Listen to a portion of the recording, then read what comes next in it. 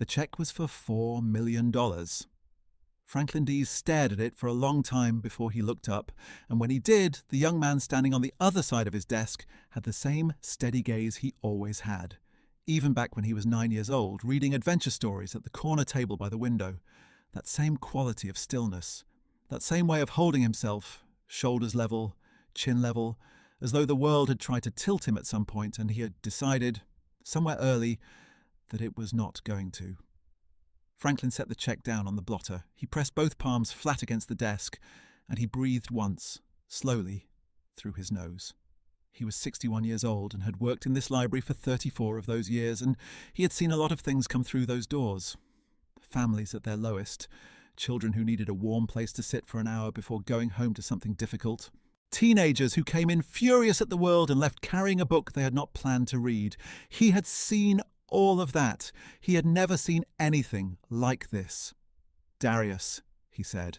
"Mr. Franklin," the young man said back, his voice low and even, just as it had always been.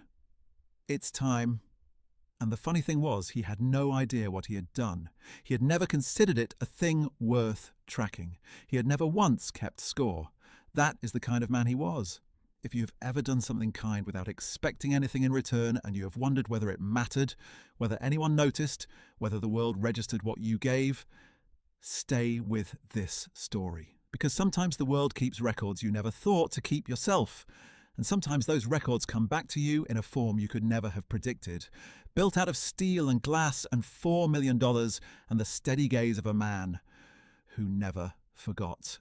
Franklin grew up in a small city in central Georgia, the kind of place where the summers pressed down hard and everything slowed in the heat, and the winters were grey and brief, and nobody talked much about either. His father had driven a delivery truck, and his mother had done alterations for a dry cleaner on Maple Avenue, and both of them had instilled in him a quiet, abiding respect for books. Not the showy kind of respect where a person uses books to seem educated or sophisticated. The kind where a person turns to them when life gets difficult and finds that somebody, somewhere, has already been where they are standing and thought it through and left the map behind. He had loved libraries as a child with a love that was almost physical. The feeling of crossing the threshold, the drop in temperature, the particular smell of gathered paper, the hush that was not quite silence because it held people in it, people sitting still with their attention turned inward. He had gone every week with his father, who had a library card he used more for newspapers than books, and Franklin would wander the stacks for an hour and come out with the limit on his card and spend the next 7 days reading. He read faster than his teachers expected, and more widely, and he had a memory for what he had read that organized itself into connections he could not always explain, a fact from one book linking to a fact from another in a way that felt, when it happened, like something clicking into place. He had gone to a state university on a partial scholarship and graduated with a library science degree and a modest amount of debt, and he had taken the first librarian position that came open, which was at the Birch Hill Public Library in his hometown. He had started there at 27. He had not left. The Birch Hill branch was not a grand building.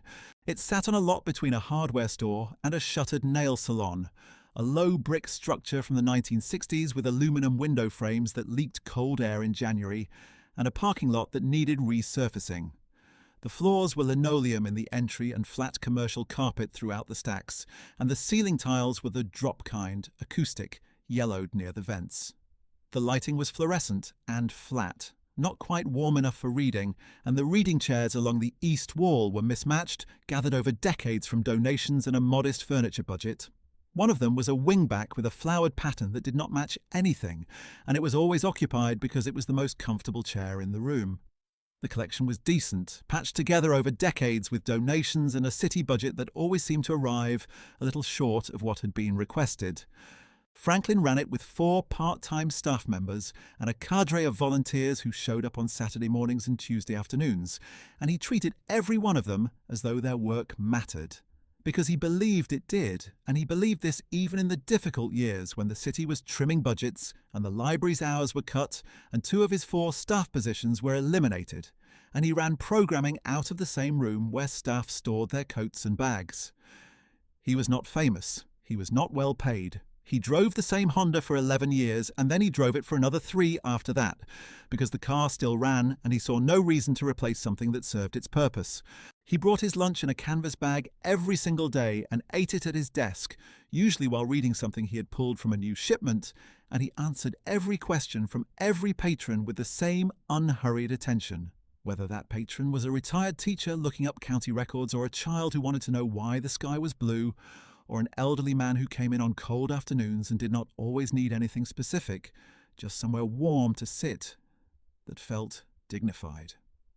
Children came to the library a great deal.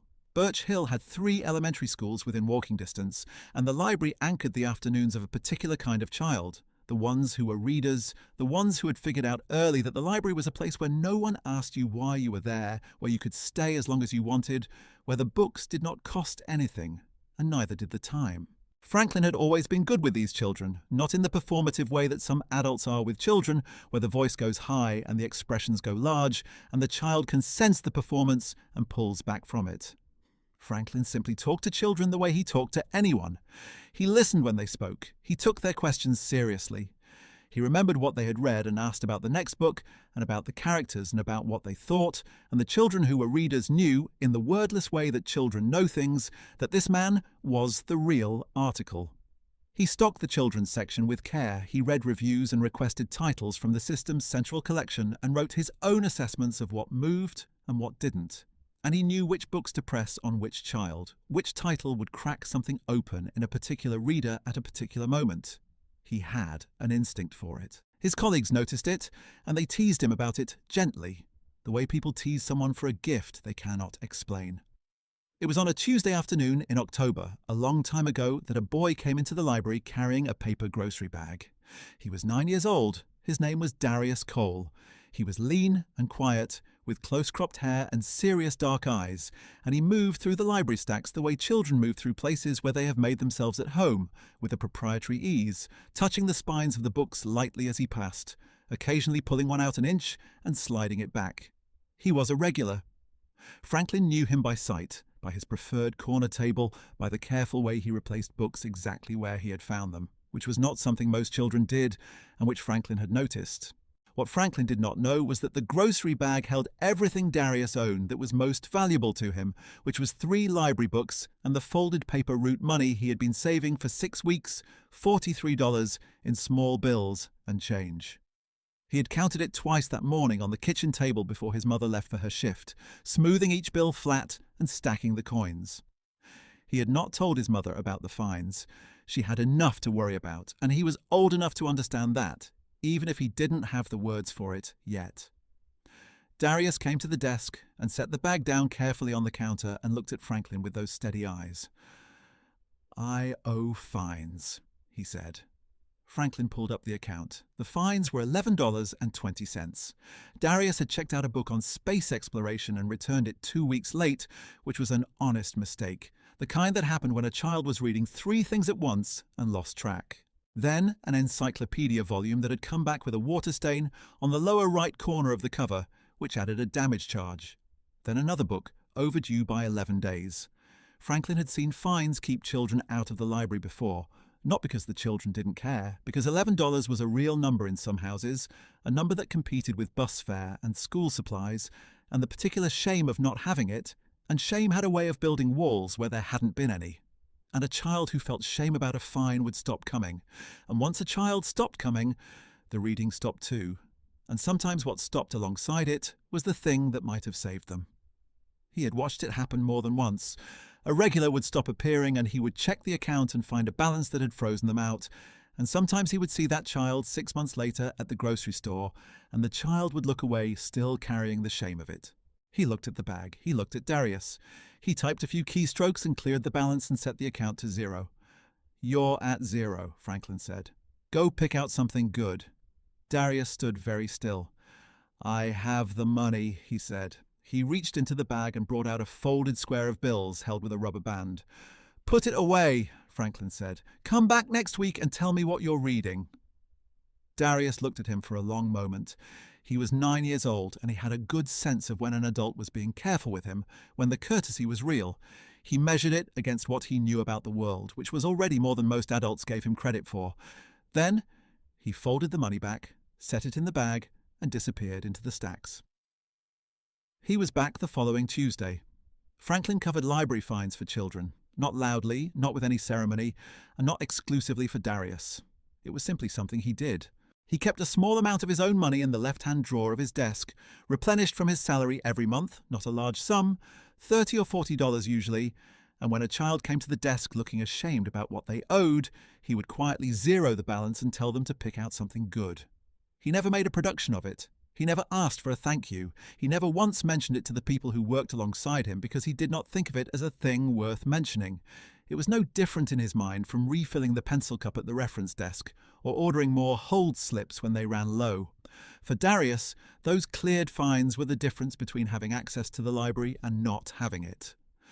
Darius's mother, Paulette, worked double shifts at a home health agency and was raising 3 children in a 2-bedroom apartment 7 blocks from the library.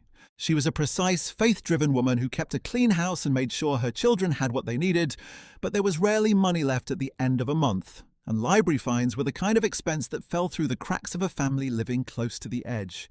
She did not know about the fines. She did not know about Franklin clearing them. She knew only that Darius came home from the library every Tuesday and sometimes on Saturdays carrying a book, and that he read those books in his bunk after dinner while his younger brother slept, turning pages slowly, taking his time, and that his teachers reported, year after year, that he was the kind of student who surprised them. Darius read everything. He read science and history and biography and fiction. He read books about men who had built things and women who had crossed oceans and children who had survived wars. He read a book about bridges that he brought back to the reference desk to ask questions about. Specific questions: how the tension cables on a suspension bridge were calibrated, what happened at the structural level when a bridge swayed in wind. He read the newspaper when Franklin would let him, which was often sitting at the reference table with the paper spread flat in front of him, and his lips pressed together in the quiet concentration of a person doing more than reading, a person processing, connecting, building something internal out of what they are taking in. He had a memory for what he read that was unusual. Not just retention, though his retention was strong. He had a way of organizing information into patterns and implications that was different from the way most children organize things. And Franklin, who spent his days helping people find and process information, recognized it when he saw it. It was the same quality he had seen in the 2 or 3 patrons over 30 years who had come to him as novices and left as genuine scholars. He started giving Darius books to read before they went on the shelves, just quietly, handing him something that had come in with a new shipment, saying simply, "You might like this one." An advance reader's copy of A History of the Apollo Program, a novel about a young man who becomes an architect in a city that has never made room for people like him. A collection of essays by a man who had grown up poor and ended up designing public spaces, and who wrote about what it meant to make a building that didn't make people feel small when they walked into it. He was not consciously trying to steer Darius toward anything. He was simply paying attention to what the boy cared about and finding books that matched the care. Darius was 12 when he told Franklin he wanted to build things. Not houses exactly. He searched for the word, the way he did when he had found the right idea and needed the right container for it. Places. He wanted to build places. "There's a word for that," Franklin said. Darius waited. "Architecture," Franklin said. The boy turned the word over visibly, trying its weight. "Yes," he said. "That." "That's a long road," Franklin said. "Lots of school, expensive school." "I know," Darius said. He did not seem daunted by this information. He seemed to be filing it away in the same place he filed everything else, in the organized interior where things went to be considered and then acted on. "You'll need strong math," Franklin said. "Physics eventually. Drafting." "I'm good at math," Darius said. Franklin believed him. He had no reason not to. He went to the reference section and pulled 3 books and stacked them on the table in front of Darius. A General Introduction to Architectural History, a biography of a man who had designed public buildings across the South, a technical primer written for high school students who wanted to understand structural basics. "Start here," Franklin said. "Come back when you've finished." Darius looked at the stack and looked at Franklin. All three, Franklin said. He finished them in 12 days and came back with 4 pages of handwritten notes that he had folded into the back cover of one of the books. They talked for 40 minutes at the corner table by the window. Franklin asked questions and Darius answered them, and then Darius asked questions and Franklin answered those. And when Franklin didn't know the answer, he said so, and they looked it up together, which was its own kind of lesson. This happened in some form for the next 13 months. Darius was 13 when his mother moved the family to Atlanta. It was a necessary move, a better paying position, a brother's spare room to start in, a school district with more resources, and a better track record of sending students on to college. It was the right thing. Franklin understood this without needing it explained, the way he understood most things that were practical and hard simultaneously. Darius came to the desk the last Tuesday before they left. He did not make a production of it. He returned the books he had checked out and checked out 3 more, as if he intended to return them, and then he looked at Franklin. "We're moving," he said. "I heard," Franklin said. He had not heard, but he had sensed it, the way you sensed a change in a regular's pattern. "Atlanta," Darius said. "Good schools down there," Franklin said. Darius nodded. He stood for a moment with the books in his arms, and Franklin thought he might say something more. Then he said quietly, "Thank you, Mr. Franklin, for everything." It was a plain thing to say, the kind of thing a child says when they are doing their best with something that doesn't have the right words yet. Franklin nodded and said to take care of himself and to keep reading. And Darius turned and walked toward the door. Franklin did not see Darius again for 19 years. In that time, Franklin ran the library. He trained new staff members and watched them move on to better paid positions in other systems. And he trained more. He wrote grant applications in the evenings and on weekends, sitting at the kitchen table in the house he had bought on Clement Street. The applications spread out around him, his reading glasses on the end of his nose, a yellow legal pad beside the laptop where he kept notes.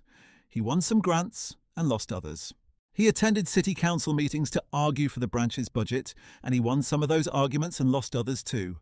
And after the losses, he went home and slept and came back the next morning and opened the library. In 2009, the hours were cut.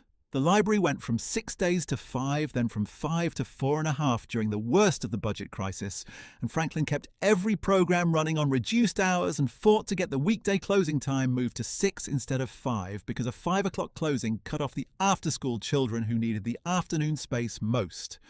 He won that argument on a 3-2 council vote in November, on a cold night when there were not many people in the chamber and the vote felt smaller than it was. He oversaw a modest renovation in 2014 that replaced the aluminum window frames and refinished the floors and added a small community room in the back, which immediately filled up with tutoring sessions and ESL classes, and a book club for seniors that had been meeting for 11 years without a proper room of its own. The book club had been holding its sessions at a rotating table in the reading room, which meant that any conversation above a whisper displaced the readers around them, and the seniors had spent 11 years being considerate about the noise level in a way that had limited what they could do with the discussion. The new room changed that. They could talk. They could disagree out loud. They started hosting authors, which the head of the book club, a woman named Evelyn, had wanted to do for years and had never had the space for. Franklin turned 55. He turned 58. His hair went grey and then went white at the temples, and the lines around his eyes deepened, and he wore the same kind of clothes he had always worn. Dark trousers and a plain button-down, sleeves rolled to the elbow when he was working, and reading glasses on a cord around his neck that he was always setting down and picking up. The Honda finally died in 2019. The transmission going in a way that cost more to fix than the car was worth. And he bought a used car, another Honda, slightly newer, and drove it to the parking lot that still needed resurfacing. He thought about the children he had helped over the years, not in a tallying way, not adding them up, more in the way that a person thinks about the texture of work that has mattered. He could name 20 or 30 children from the early years who had become serious readers under those fluorescent lights, who had come in skinny and uncertain and gone out steadier, more grounded in themselves, because they had found something in a book that named what they were carrying, or showed them that someone else had carried it. He lost track of most of them. That was the nature of it. He had thought about retiring, not seriously, not with a date in mind. His pension was adequate, and he owned the house on Clement Street outright, and his needs were not large.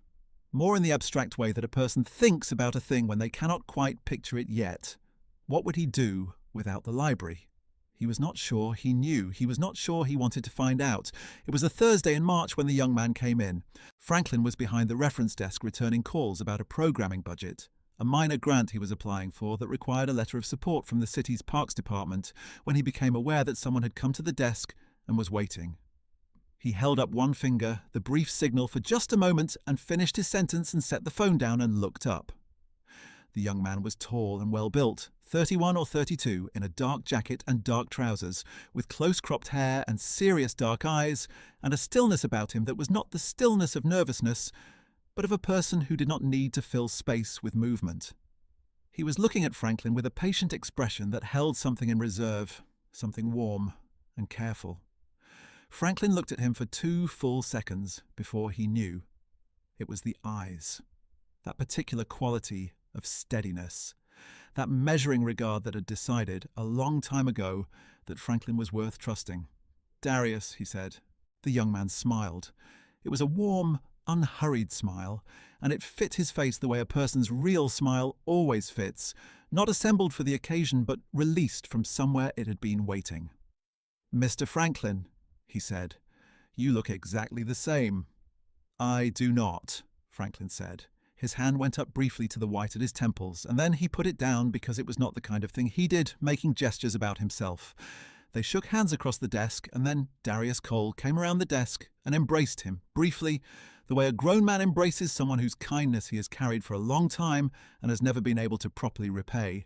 And Franklin patted him on the back once, twice, and they separated and looked at each other in the fluorescent light of the room where they had talked for years. "Sit down," Franklin said, and pointed at the chairs by the window, the ones next to the shelf with the paperback rack, the same chairs that had been there in one form or another for as long as he could remember. They sat. Darius told him what had happened in 19 years. He had enrolled in an architecture program at Georgia Tech. He had worked his way through, summers at a construction firm where he started sweeping and ended up drafting, nights waiting tables at a restaurant on the east side. He had taken out loans and paid them off carefully and early in the order of their interest rates. He had graduated with honours and joined a small firm in Atlanta that designed municipal buildings, and then a larger firm that did commercial and residential work, and he had learned everything he could from both, and then, 4 years ago, he had left to start his own company. The company was called Cole Built. They designed and built community structures. Libraries, community centres, neighbourhood clinics, schools in underserved districts. They had completed 12 projects in 4 years. Not luxury work, not office parks or upscale condominiums, places where people who did not have much money could come and conduct the business of their lives with dignity. "I know what I'm doing and why," Darius said. "I've known for a long time. And I know when it started." Franklin was quiet for a moment. He looked at Darius's hands, which were the hands of someone who had done physical work, the kind of detail a librarian notices. "You turned out well on your own," he said. "That was you and your mother." "My mother, yes," Darius said. He looked around the room, the scuffed tables, the reading carols along the far wall, the afternoon light coming through the windows that Franklin had fought the city for in 2014, the paperback rack near the door that was always a little disorganized, and this library, and you. He paused, choosing his words the same careful way he always had. "You know what I remembered all the way through school? I remembered that you cleared my fines. I was 9 years old and I had $43, and I thought I was going to have to choose between paying all of it and never coming back. And you zeroed it out like it was something you had already decided before I finished asking." "It was $11, Franklin said. "It was everything to me," Darius said. "Not because of the money, because of what it meant. You could have made me feel small about it. You could have told me I needed to bring a parent. You could have sent me home. Instead, you just cleared it and said, 'Go pick out something good.'" He was still and direct, the way he had always been when he had something precise to say. "I went home and I read for 6 hours. And I came back the next week. And the week after that. And every book you handed me, every conversation we had at that table, every time you took my questions seriously when I was just some kid from across the library. That was the education, Franklin. That was the thing that told me I was someone who got to care about ideas."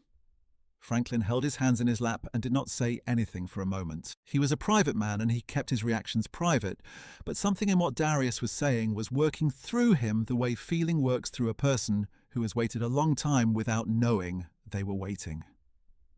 "I went on to design 12 libraries, Darius said. "I put everything I understood about what a library does for a person into every one of them.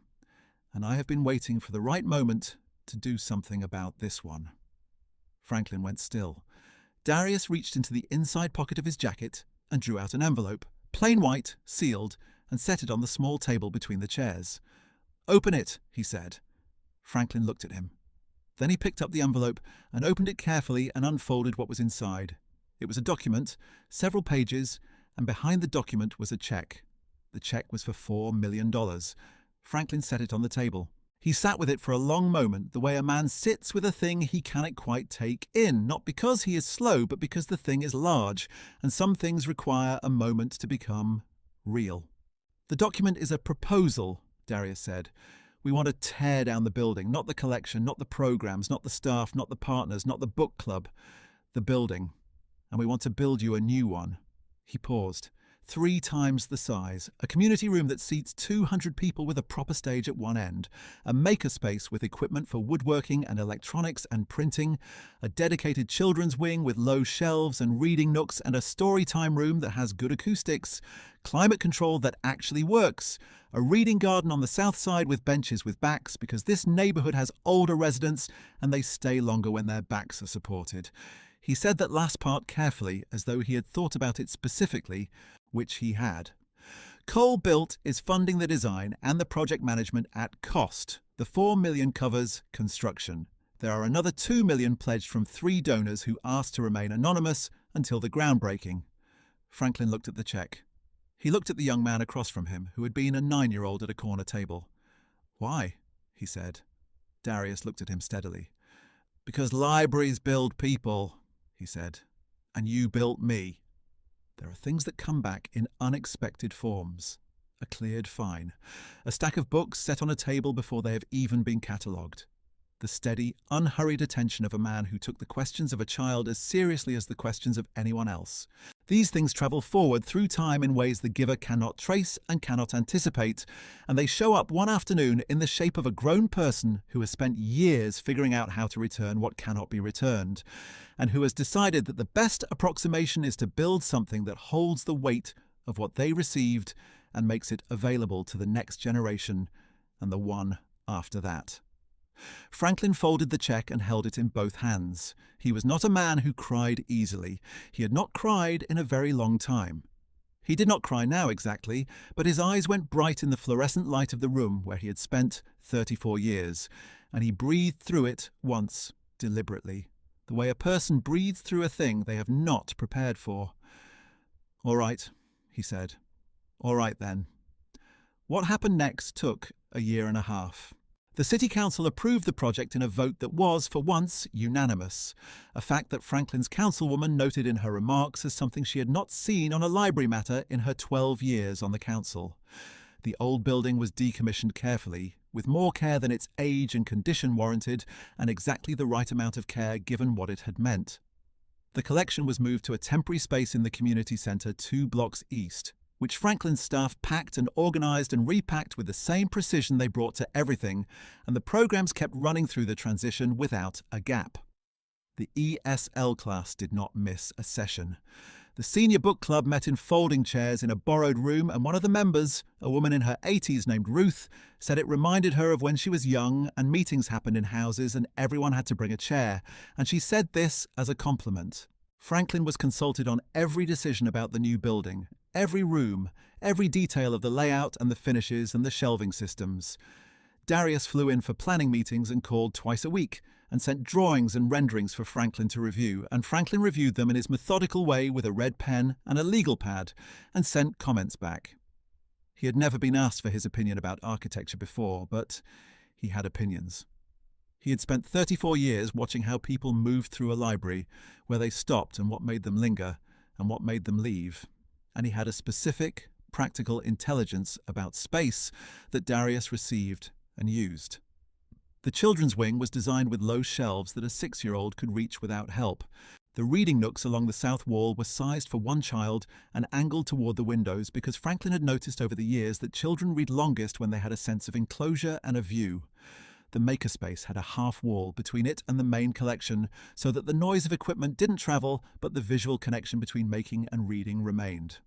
The community room had a stage at one end, which was something Franklin had wanted for 20 years, since the evening he had stood in the old multi-purpose room watching a local poet read to an audience of 30 people from a chair because there was no elevation for her, and the people in the back could not see her face. The reading garden had benches with backs. The new building opened on a Saturday in September, 18 months after the groundbreaking.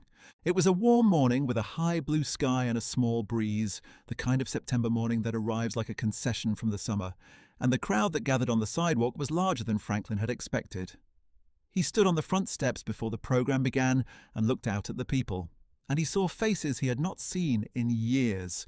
Former staff members who had moved to other systems, patrons who had relocated and come back for the occasion, a woman who had used the library's ESL classes 20 years ago and now taught at an elementary school 2 miles away, the senior book club in a cluster near the front with a homemade banner that read, "The book club has a stage now." He saw Paulette Cole in the second row. She was smaller than he remembered, or perhaps he had simply not noticed her smallness when Darius was a child, and she had seemed enormous with purpose and work. Her hair was silver, cut close, and she wore a blue dress and stood with her back straight and her hands folded in front of her, and her face held everything she had carried and set down, and was still carrying. The particular grace of a woman who had borne something hard for a long time and had seen it come right and was not yet entirely sure she believed it. Franklin went to her first, before the ribbon was cut, before anything else. She looked up at him when he came down the steps and stopped in front of her, and her eyes were wet in the way that eyes get wet when you have been holding something steady for a very long time, and you are finally permitted to let go. "He was always going to be something," Franklin said. "I just got to watch part of it." "You helped him know it," she said. "When he was 9 years old, you helped him know it. You have no idea what that meant in that house." She was right that he had no idea. He had not known what Darius went home to. He had not known what the library meant in the context of that life, what the fines had threatened to cost, what the cleared account had opened. He had simply done what seemed obvious to do. Darius stood at the podium that had been set up on the front steps, and he spoke about what libraries mean to people who do not have money. He spoke about access and dignity and what it costs a child, emotionally, practically, to walk into a room where they are welcome without conditions, and to walk out carrying something that belongs to them for 2 weeks, something that treats them as a person capable of ideas. He spoke about the people who maintain those rooms, who keep the hours through the budget cuts and the staff reductions and the council votes that go the wrong way, who answer the questions and remember the readers, and who quietly, without ceremony or expectation, remove the obstacles that would otherwise stand between a child and the thing they need. He didn't tell the story of the $11. He had not told it publicly before, and he did not tell it now. That was between him and Franklin, the specific and private origin of a thing that had grown into something large, and he intended to leave it where it belonged. He said, "This building is named the Franklin Dees Community Library Branch. Not because Mr. Franklin asked for that. He asked me, in fact, 3 separate times to name it something else. We named it this because the people who build the places where we grow deserve to be remembered in the places they built. And because he will be embarrassed about it for a while, and then he will get used to it, and eventually he will understand that this is not about honouring him. It is about telling the truth." Franklin sat in the front row, and the people laughed softly, warmly, and he shook his head once and let it go. After the ribbon, after the photographs, after the crowd moved through the rooms in the particular way a crowd moves through a space that has been built with care, with wonder and appreciation, and a kind of settling in, Franklin walked through the children's wing alone. It was everything he had asked for. Low shelves in warm wood, reading nooks with windows, the sound of children already in them, a low murmur of concentration. The light was good. The carpet was the right softness.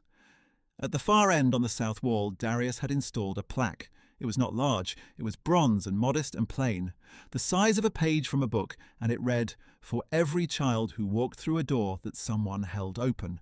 There was no name on it. Franklin stood and read it once, and then stood with it for a moment longer, his reading glasses on their cord around his neck. He understood that the name was not the point. A child came into the wing as he was standing there. She was 7 or 8, her hair in 2 puffs, a library card already in her hand, a deliberateness in her expression that Franklin recognized without quite being able to name, the look of a child who knows what she came for and is in the process of finding it. She moved through the new shelves with a kind of tentative wonder, touching the spines gently, the way you touch something you're not yet sure is real. She stopped at a low shelf near the window and pulled out a book about animals of the ocean. A large format book with a photograph of a whale on the cover, and she stood there looking at it with the particular stillness of a child, encountering something that matches something in them. Franklin walked over slowly and stopped a few feet away, not crowding her. "That's a good one," he said. She looked up at him. She had the measuring look of a child deciding whether an adult is worth trusting. The same look Darius had given him 30 years ago across the reference desk. The look that said, "I am paying attention to how you speak to me, and I will remember." "Can I take it?" she said. "That's what it's here for," Franklin said. She looked at the book again, then at him with the small nod of a child satisfied, and she carried it to one of the low tables by the window and sat down and opened to the first page, settling herself in the chair, leaning forward slightly, and the room went quiet around her in the way rooms go quiet around a person who has found what they need. Franklin watched her for a moment. He was 61 years old, and he had seen this 10,000 times, and it did not get old. It never got old. He turned and walked back through the children's wing and into the main room, through the new light and the new wood, and the sound of his library doing what it had always done. And he thought about the $11.20, and about the boy at the desk with the paper bag and the $43 folded inside, and about how a thing you do without thinking about it, a thing you do because it is simply who you are, can become, in time, the most significant thing you ever did. The left-hand drawer of his new desk was already stocked. If this story stayed with you, take a moment and leave a word in the comments about someone who held a door open for you. A teacher, a librarian, a neighbor who saw you before you saw yourself. Those people deserve to be remembered by name. There is another story like this one waiting at the end of this page, about a woman whose quiet faithfulness came back to her in a form she never expected. Stay a little longer. This story is inspired by real acts of everyday generosity and is presented as a work of fiction.